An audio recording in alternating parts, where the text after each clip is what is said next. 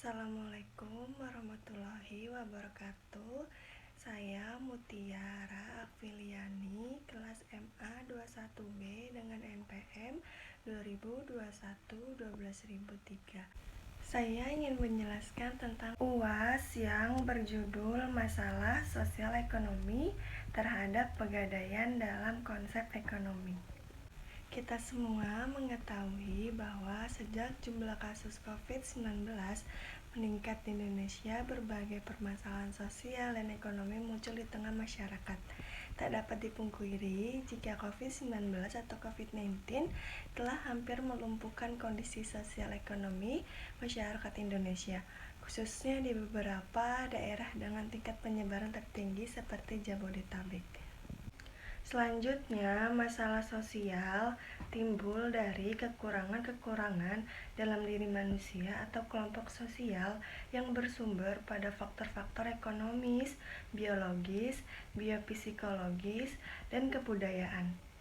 Beberapa masalah sosial ekonomi yang terjadi akibat COVID-19 diantaranya kelangkaan barang, disorganisasi, dan disfungsi sosial, tindakan kriminal, melemahnya sektor pariwisata, peningkatan angka kemiskinan dan pengangguran.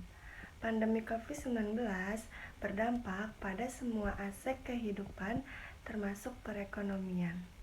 Berikut beberapa dampak di bidang ekonomi dari virus ini, yakni yang pertama, pertumbuhan ekonomi Indonesia bisa minus 0,4. Menteri Keuangan Sri Mulyani 2020 mengatakan bahwa Indonesia cukup terhantam keras dengan penyebaran virus corona. Investasi pun akan merosot tajam.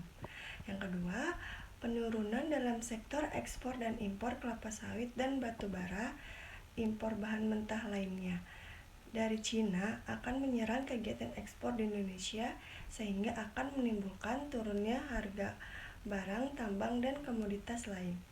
Yang ketiga, sektor UMKM sekarang mengalami pukulan yang sangat besar karena adanya restriksi kegiatan ekonomi dan sosial yang memengaruhi kemampuan UMKM yang biasanya resilient bisa menghadapi kondisi.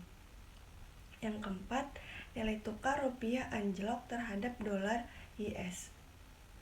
Pandemi COVID-19 juga menimbulkan dampak yang mengerikan terhadap investasi yang membuat masyarakat akan memilih untuk sangat hati-hati dalam membeli barang, bahkan untuk melakukan investasi. Pandemi ini juga sangat mempengaruhi proyeksi pasar. Investor dapat cenderung untuk tidak berinvestasi dikarenakan berubahnya asumsi pasar dan tidak jelasnya supply chain pada sektor investasi. Contohnya saja, investasi dari Cina untuk salah satu wilayah di Indonesia, yaitu Sulawesi senilai 5 miliar US dollar sedang dalam tahap pelaksanaan. Namun, pekerja dari Cina masih terhambat untuk datang ke Indonesia sehingga investasi tersebut masih ditunda. Tidak lupa juga saya menjelaskan tentang solusi di Indonesia sendiri telah membuat aturan kebijakan pembatasan untuk berpergian ke dan dari negara-negara yang masuk dalam zona merah penularan selama pandemi COVID-19 dengan tujuan untuk memutus mata rantai penularan COVID-19. Langkah ini mengikuti kebijakan yang telah lebih dulu dilaksanakan oleh beberapa negara. Kebijakan pembatasan ini memberikan dampak terhadap jadwal penerbangan.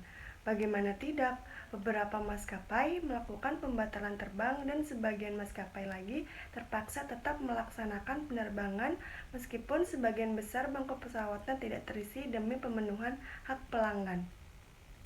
Para pelanggan sebagian besar pun juga melakukan cancel karena adanya wabah COVID-19 yang makin melarat banyak.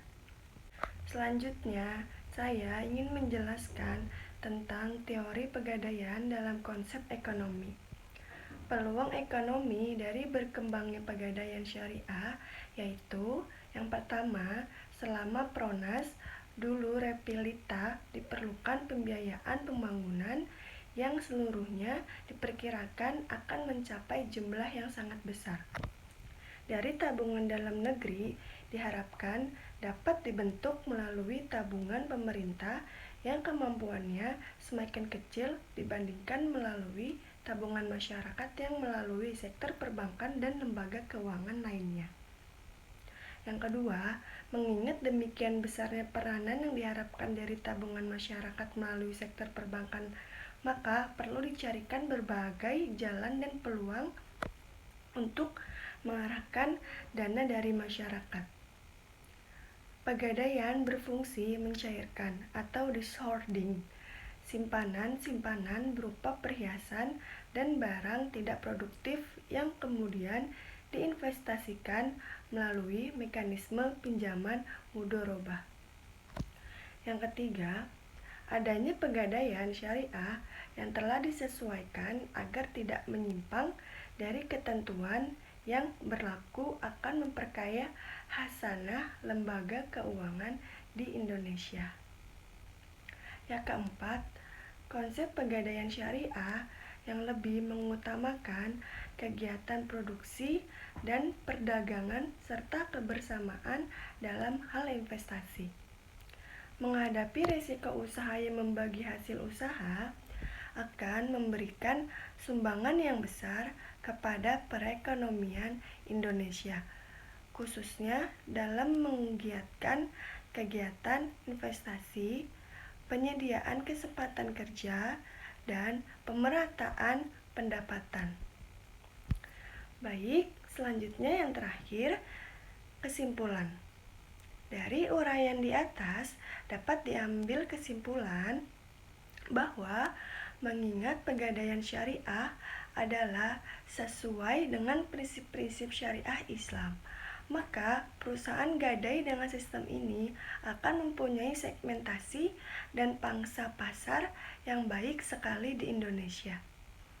Dengan sedikit modifikasi dan penyesuaian dengan ketentuan hukum yang berlaku, peluang untuk dapat dikembangnya pegadaian syariah cukup besar. Oke, terima kasih. Sampai sini saja penjelasan saya. Maaf kalau ada salah-salah kata. Wassalamualaikum warahmatullahi wabarakatuh.